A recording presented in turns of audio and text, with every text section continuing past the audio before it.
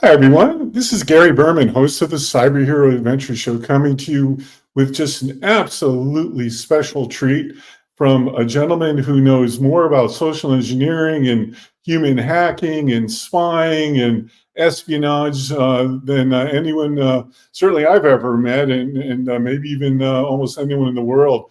Let's welcome to the show, Peter, aka Human Hacker. Can we say your last name? Sure, I'm out there. I'm in public. Okay, Peter Warmka, what an honor to have you. Thanks so much for spending a few minutes with me today. Thank you very much, Gary, for this opportunity. It's always a pleasure to chat with you. Yeah, indeed. And I have to tell you something funny. I was deciding what to wear, and I have two color shirts. So this is red, like for red team and attackers, and then I have a corresponding blue team for the defenders. So for you, in honor of you, in sort of this bizarre way, I'm wearing my red shirt because we're going to talk about threat actors and criminals and those folks who do evil deeds, and your efforts through the Counterintelligence Institute to combat these things. And, by way of a quick introduction to our audience, you saw from the opening slide that Peter is a best-selling author. I've read several of his books. This is Confessions of a CIA Spy, and I put more rabbit ears in this, Peter. I should probably call it the Bunny Book or something like that, because it was amazing. And then also a question that's near and dear to my heart: why are you, messing with me? Which is just such a plain and straightforward but meaningful way to answer the question, like why me? And so, why don't you tell us a little bit about how you got to this moment in your life? Whoa, that could be like a 6-hour story, but let me break it down into some highlights. Um, when I received my master's degree back in 1983, I wanted to work in Latin America, and so I thought as a natural stepping stone was to go to Miami. I moved to Miami with my wife, and I worked for an international bank. But I wasn't very happy with the progression. I mean, I didn't see any prospects of moving up in the organization. So I started to interview with other banks in the Miami area. And I happened to see in the Wall Street Journal an advertisement that I found kind of curious or interesting. It was supposedly from a European investment group looking for hiring individuals who had economics and business background in Latin America, who had lived or traveled there, who spoke Spanish and Portuguese. And so I said, hey, maybe this is the opportunity. So I sent in my resume, and a couple weeks later, I got this response, and they said, we are very impressed with your background and would like to forward your resume to one of our U.S. government clients. And I thought, I had no interest working for the U.S. government. This Wow. sounds just so weird. And so, I was supposed to sign it, authorizing them, and send it back within 21 days. I didn't do that. It was buried under a lot of other things on my underneath my night table. And then my wife, a couple of months later, said, hey, whatever happened to that letter? And I said, this is just so hokey. I never responded. And she said, well, send it in. And to this day, I blame her for what happened, but that's another story. So I sent it in. And about a month or 2 months later, I'm coming back from work, and this is the day before cell phone, so it's only a landline. And my wife said, someone from Washington called, Washington, D.C. called me. And said, ooh, she said, well, they wouldn't say, but they're going to call back at 6 p.m. So at exactly 6 p.m., my landline rang, and I answered, and the gentleman on the other end identified himself as a representative of the CIA and wanted to know if I could address some questions. And of course, it was more one-sided. I wasn't able to ask very many questions other than, other opportunities overseas. Yes, but he wouldn't tell me any details. It was more finding out about my background. And now with hindsight, really anything in my background that would create a problem for, mitigating the risk of granting me a security clearance. That's, because they ask about crime, they ask, Right. they had theft, they asked about, all these other things, to even include your sexual preferences. All right. Back then that was an issue. Today they can't really get away with asking. Like right off the bat, they said that. Oh yeah, because in those Wow. days, if you were sort of an individual that was not heterosexual, it could be something that could be used to blackmail you. Right. Yeah. So that's so that was different times, and I understand why they back then why that was important for them to ask that question. So then everything went great, and they said, well, if you're interested in formally applying, we will send you out a packet of information, forms, all kinds of biodata and psychological assessments, all this stuff, and they sent it to me, and literally it was like 2 inches, 3 inches thick, this manila envelope. It took me a while to fill everything out. I sent it in, and then maybe a month later, I received a telephone call at work, identifying them. Well, they were very careful, how they introduced themselves to me because we were on open line, and they wanted me to come up for an interview. Okay, so I was so excited to interview, right?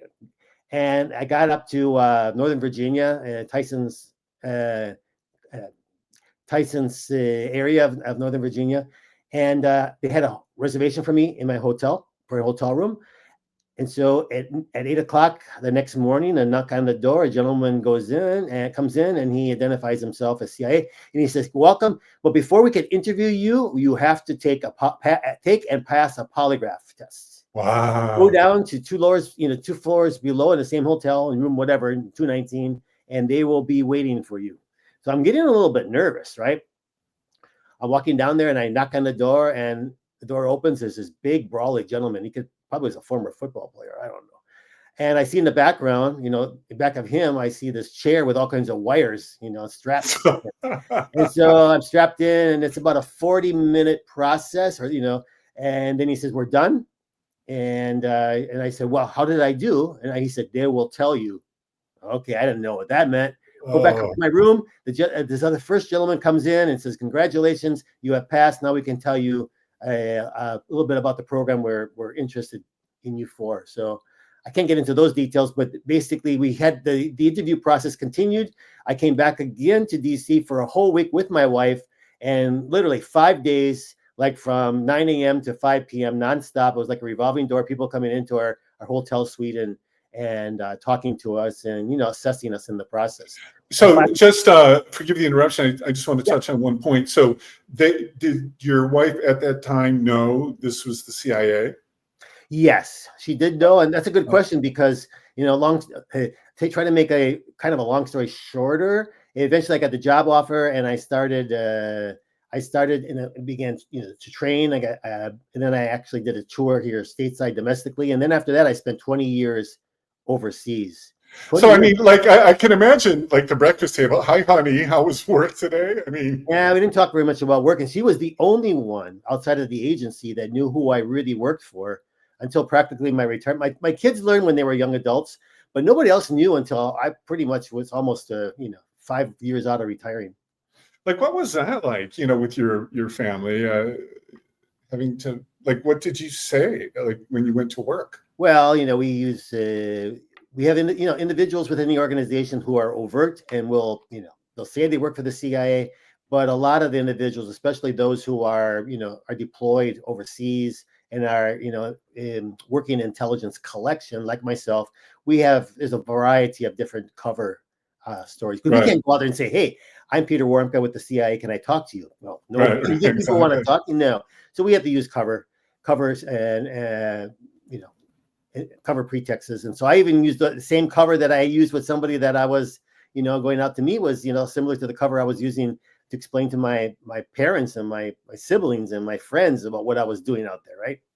Well, one of the many reasons that I was so pumped and I am so grateful, to have the chance to spend some time with you is as part of my sort of Forrest Gump journey into cybersecurity, I had the opportunity to interview the guy who ran the venture fund for what I learned was the CIA at that time. I think it was set up during Leon Panetta's administration. I can't remember the name of it, but and I'm going like, what? Oh, yeah, it's true. It's been an interesting interview. No doubt. So, okay, let's sort of bookend, no pun intended, our time together. So, your book, Confessions, of a CIA spy, there are a couple things that caught my attention like right away. First of all, it's not a particularly dense book.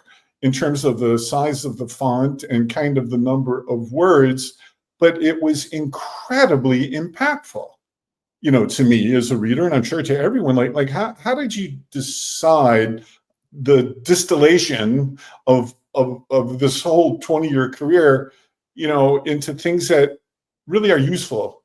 Well, good question. Well, first of all, we have to be these books have to any books that are written by former CIA officers, employees, have to go through a process called, a publications review board reviews them to ensure that there's nothing overly sensitive, something that's already you're revealing that's not already out there somewhere in the public domain.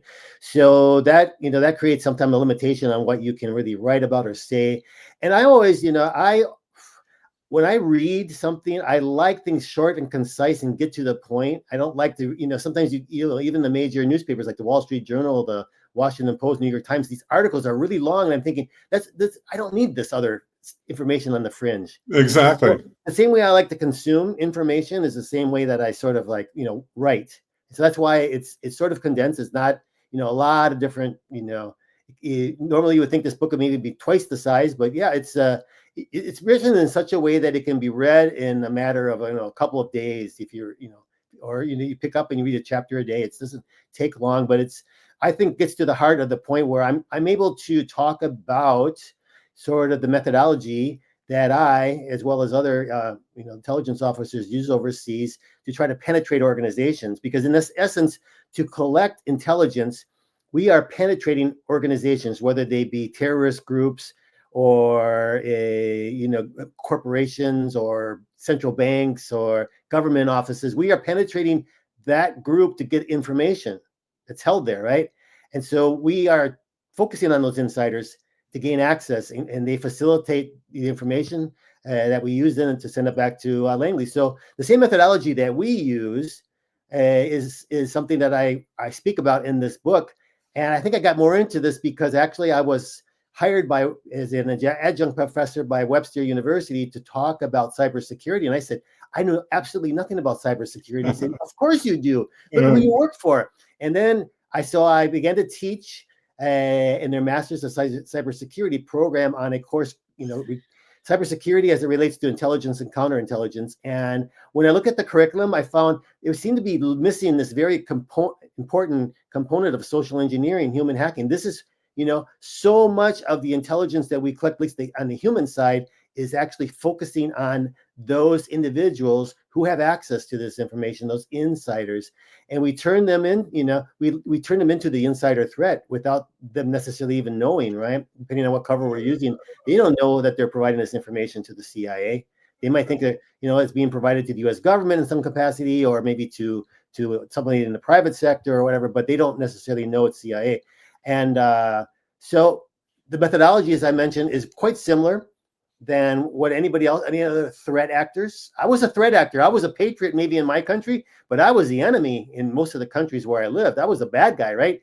So, right. But, the methodology that threat actors like intelligence services, other industrial competitors, activist groups, and of course, criminals. The first stage is collecting as much information as possible to be able to use that in your approach, because you're never going to go blindly and just start, it's like kidnapping somebody without having done your study of, what's their routine, where can we run into them, what would be the safest place to actually pick them up and not be compromised. So, you collect your data, and so there's a whole process of that. And in the book, I explain the sort of information that can be very, very beneficial for us to collect and where we can find it, and I provide a lot of different locations, even on the internet, where we can find and give examples of that. And then once we have that information, one of the most important is identifying potential insider candidates. Well, right? You're saying a bunch of things that are relevant to our audience. And for me, on a personal basis, my story. We talked about this in advance about insider threats. And our audience is incredibly interested in social engineering and the rapid changes in how people are going about it at scale. So can you share with us, one story, one anecdote from the book? Oh, there's several, but let me see. Well, okay, there's one. It's actually not trying to recruit an individual, but it's trying to gain access to a location that the CIA was interested in because they wanted to do a technical op, basically a surreptitious entry at the safest time to be able to put in a system where it could be able to, collect the audio and video of what was going on in these particular offices. And so I just came up with because they wanted me to see if I could go in there and do some initial reconnaissance. So the office was I can't remember I think it was 12. I think it was a 12-story office building, and I still happened to find that there were like a couple of floors that were vacant, that they were looking for potential clients to fill in this office, and so the office management company there had offices. So I used the ploy of representing a company that was looking for office space. All right. And so basically anybody, people are ready to say yes when they have a chance to sell you something. If someone's trying to sell you something, you're probably more likely to say no. But so I was offering something that's being a client so they could sell me some service. And so they're very receptive. Set up an appointment, came to their offices, and they gave me a tour. This lady gave me a tour of the two office spaces that they had available. Of course, I had to sign in when I got there and to get into the building, but I had an appointment with her, so that was very legitimate, right? And then after we finished, I pretty much she told me the schematics for most of the floors are very similar, but some of them are, they might have their own little, changes with partitions and artwork and all these different things. But we parted ways as I said I needed to use the restroom. Do you mind if I use the restroom? But thank you very much. So yeah, she allowed me to use the restroom while she went back to her office. And then when I got out of the restroom, then I knew, okay, now I'm going to go to that office that's of interest to my employer, right? And I'm going to use the scenario. Hey, I just, I'm was looking at office space here. The office manager showed me around and two floors, whatever the floors were that were vacant. And she happened to mention that your floor was one of the best in regard to how it was decorated and how it was just so professional. And so I she didn't tell me that, but of course I used that as the ploy. Do you mind if I come in, just get a glance, because I wanted to get some ideas about how we might be able to structure our office. Yeah, so we're kind of like complimenting them, flattery, right? And so the gentleman showed me around, and at that moment, and I said, "Hey, do you mind if I take a picture of this, or I take a picture of that, I take a picture of that artwork?" And so I was taking pictures of everything, and I was also remembering, because I did have the general schematic for the floor, but then I was able, after that session, I was able to, and I collected a lot of information, both in pictures as well as just memorizing different parts of the office that I remembered. Then I went back, and then I completed the detailed schematic of that floor, and I provided it to my employer, who was later on very successful in conducting the intrusion into that office space and continue with their collection. So I mean, that's social engineering, right? You are just looking at, trying to understand what's the psychology, what the stories, the pretext. You need to have a pretext. And that's the same thing for anybody calling somebody, trying to contact somebody who they maybe had studied in advance, but they need to have a pretext that they believe will make a lot of perfect sense, and this person will be motivated or vulnerable to whatever you're suggesting or asking. Well, the subtitle of your book, in kind of small print, relatively speaking, is The Art of Human Hacking. Mm-hmm. Which is what you're talking about. So, I mean, is just something about being a person, a human, that we're wired to want to be helpful, and therefore vulnerable. Yeah, there's a number of reasons. First of all, I use human hacking. It's the same thing as social engineering, but I consider it a little bit more visual, right?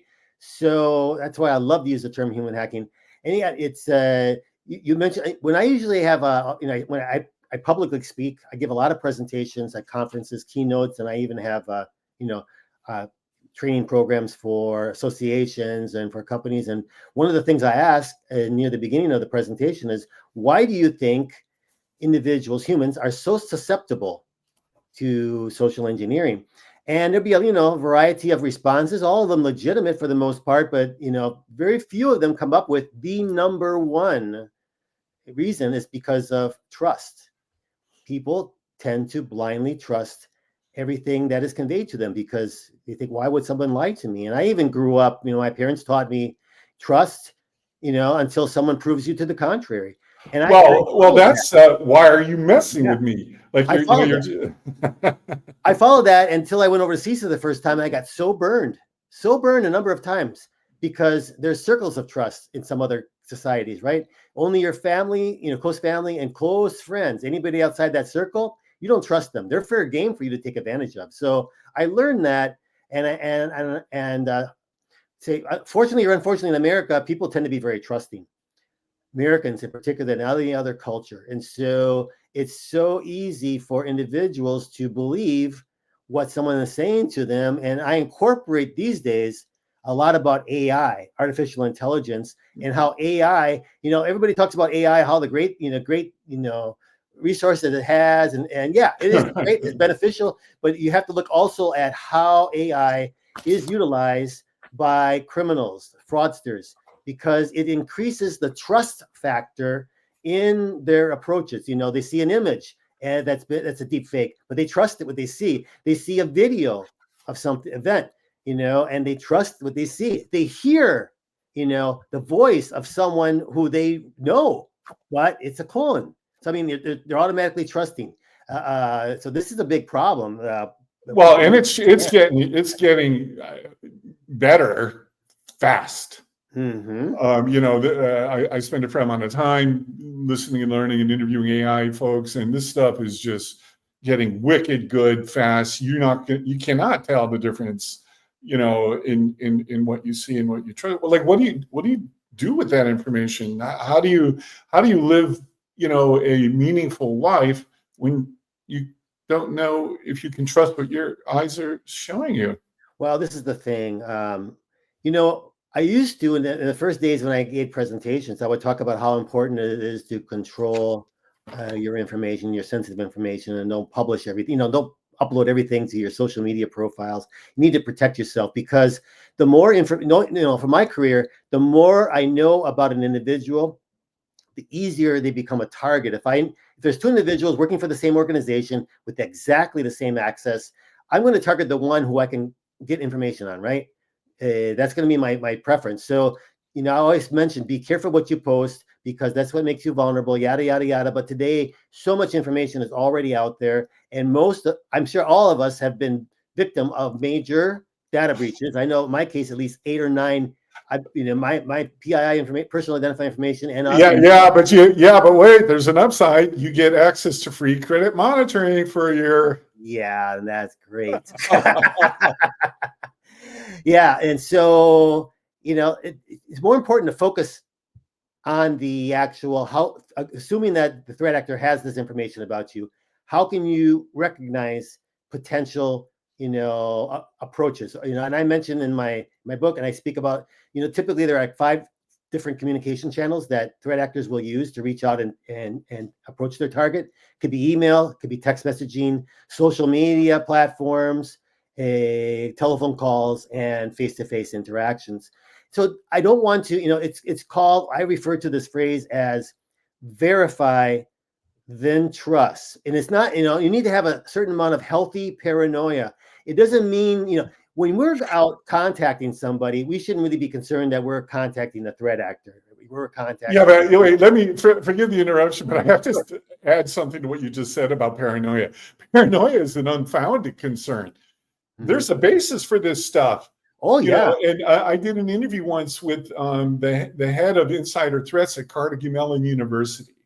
And one of the things that they sent me that just exploded my brain is they actually were able empirically to quantify the impact of insider threats on organizations and stuff, not just with dollar value, but other things. And they had a matrix across the top, let's say 20 different titles of the different kinds of impact. So it could be economic impact, reputational loss, so on and so forth. And then I had a whole bunch of things beneath each one of them. And there were, I think in aggregate, 76 not micro, but impacts that they were able to document. And one of the things that emanated from that conversation with them was that I had 2/3 of them. So this stuff just sucks. It does. When I talk about insider threats, I try to make it as simple as possible into categories so that they understand where I'm coming from. There's a large one that's considered negligent, right? And that large category of potential insider threats. They're not malicious. They're maybe careless. Maybe they received this training, anti-phishing training, and even though they've got this training, they happen to click on that malicious link or malicious attachment. They didn't mean anything, wrong in doing that, but it so happened that it's an insider threat. Then there's the malicious ones, right? They're out. They take advantage of your company. It could be individuals that are, deciding to leave. They take a lot of proprietary information to set up their own company, or they decided to work for a competitor. And that's malicious, as well as in those that want to bring down the network. They're so mad, angry at the company. They want to ruin that company and to look at any way to do it. And then the third category are those that can be manipulated. And these are the ones that I'm speaking about, right? Because on their own, they would never undertake an action that would hurt the company. But when approached by an outside threat actor, there are certain motivations and vulnerabilities that they have that can be used and leveraged by the threat actor to manipulate them into becoming a threat. So that's kind of like how we approach it. And so it's important to understand then how we might be approached by this threat actor, because it can happen to any one of us at any time through these different 5 channels. And so it's important to have this healthy paranoia. You got to have skepticism. We need to use critical thinking. It's not when we reach out to people, it's when people reach out to us that we have to then think, okay, is there an ask? Are they asking us for sensitive information? That if fraudulent, that could have dire consequences because it could be used against the company. Are they asking us to conduct a wire transfer or make an urgent payment? And if that's fraudulent, that could have dire consequences for me or my family's financial security, right? And so in those cases where there's an ask and it can have detrimental consequences if fraudulent, that's when we need to step back and take a deep breath, slow down, take that deep breath, and then look for a way to verify that this is a legitimate request before complying with it. Okay. So maybe you can talk about using the different levers to cause action, like creating a sense of urgency, or like order now, or like what would be, some CIA-ish kinds of ways to do that. Well, one thing is creating fear, right? And this works well, especially with the senior community. In the second book that you mentioned, Why Are You Messing With Me? Seniors. Okay, first of all, they're kind of a preferred target when we come to talk about individuals versus companies, right? Individuals, because they typically they're perceived to have wealth. More likely that a 50 or 60 or 65-year-old is going to have money compared to a 20-year-old. 30-year-old, who some of these are going back to live with their family. They're not interesting targets as far as what they might be able to steal from them. So seniors have perceived wealth. They're considered sometimes to be lonely because they're not necessarily as socially active. They like to talk to people. So if you approach them via the telephone, they're trust. We talk about trust. They are very trustful of people. And so a lot of the ploys that are used to target seniors have to do with fear, right? The caller or whatever might impersonate being an authority like the IRS, or the police or whatever, and they need to take care of this immediately. And a lot of times it has to involve providing information about their bank account or making an urgent payment, or they're going to get into serious trouble. So fear is a big factor for manipulation. Also, of course, a big factor for motivating somebody might be opportunity, scarcity, right? Urgent, you got to take care of this now, or you're going to lose out on the opportunity. I think a lot of your listeners probably use services like Expedia, right? So there's other ones like that. And typically, if you're looking to maybe price a airline ticket or something, you get on there and the responses come back, and almost every single response listed as only 2 left, only 4 left. That can't be true. It's just a means of, it makes you like, I got to do this now, because if I come back to it later, I might lose out on this, right? It creates that sense of scarcity, urgency. So sometimes, it's a combination of fear. This is a terrible problem, and urgency. I need to take care of this right now. But scarcity is a lot of times a tool. There's several other ones as well. Reciprocity. I've done something for, the social engineer, human hacker has done something for you. Now you're asking for something in return. You kind of feel that sense of obligation. I mean, there's a number of different ploys like that. Well, Peter, I could listen and learn from you all day and night, and I'm hoping you had sufficiently good time and you've done some due diligence on me that you'll come back at another time, will you? Oh, absolutely. I mean, as I mentioned, I could speak for hours on these things. We just touched the surface. Really, and now with AI, I think I find that there's a lot more interest because of the whole talk about AI. So fortunately, up till now, there really wasn't much interest in this thing about human hacking, social engineering. People didn't really understand it. They didn't care. People are kind of complacent. I say, it's security is inconvenient, but less convenience is becoming a victim, right? So people are starting to take interest in these topics, and especially how AI is impacting human hacking. So I think there's going to be a lot more interest, and these things continuously evolve, right? So we need to continue the discourse. Indeed. Well, we'll focus on AI next time because a lot of our audience is very involved in it, as you would imagine, the nexus of artificial intelligence and cybersecurity for sure. I'm going to put up there your email address, pgwarmka at counterintelligence-institute.com to is it okay if they contact you? I should have asked. Oh, no, absolutely. And we have the Counterintelligence Institute's website. I don't know if you have that there, but it's counterintelligence-institute.com. And also a lot of information available on my LinkedIn. So if you just search my name, Peter Warmka, on Warmka, you will find a lot of information. I'm posting almost every 3 days on LinkedIn. But you can find videos so that, and articles that I've written. And always, please reach out to contact me if your organization is interested in having me come in as a speaker or provide some sort of training, awareness event. I do that all the time, so please. Well, let me take a second just to make sure you can talk about that, like the services that you do currently provide, so our audience will know. Mm-hmm.